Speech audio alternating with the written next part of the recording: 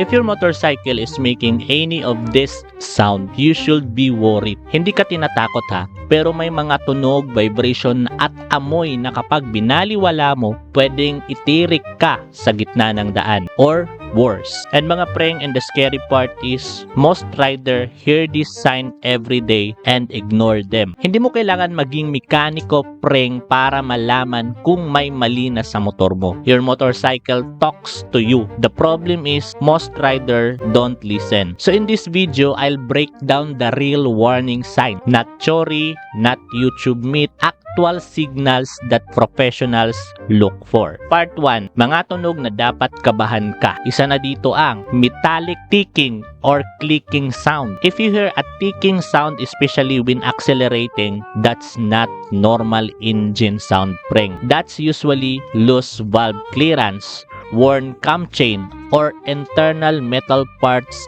touching where they shouldn't.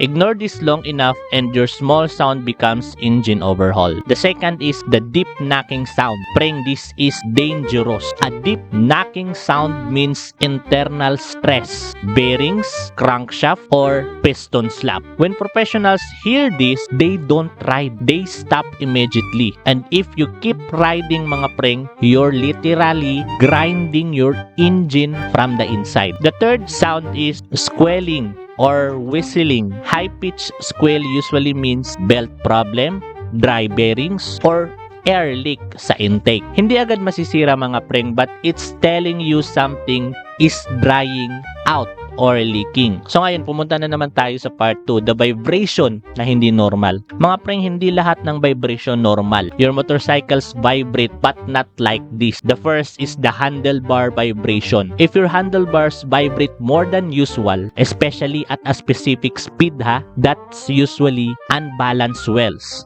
worn bearings, or lost front components. This is not just a comfort issue mga preng. It affects control, and control is life. The second is foot peg or seat vibration. Seat vibration means power transfer issue. Possible causes: engine mount, chain alignment, or transmission stress. Professional feel this immediately.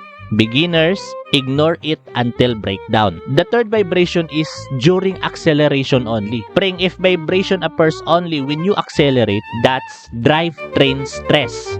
This is the stage before something breaks. You still have time, but not forever.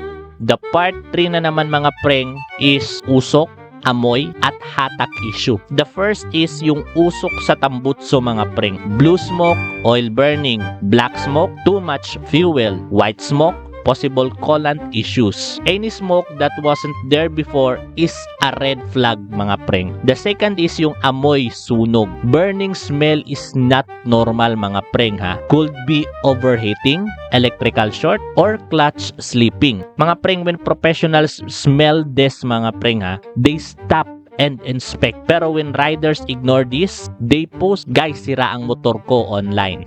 The third is yung mahina ang hatak. Weak throttle response means your engine is struggling. Possible reason: clutch filter, fuel delivery problem, or baka yung compression loss. Your motor is telling you na hindi na ako healthy. Mga preng, here's the truth most riders don't want to hear. Motors don't break suddenly. They warn you weeks or months before. The question is not masisira ba? The question is nakinig ka ba? So what do next? Preng, if you notice even one of this sign, don't panic, don't overspend, and syempre, don't ignore.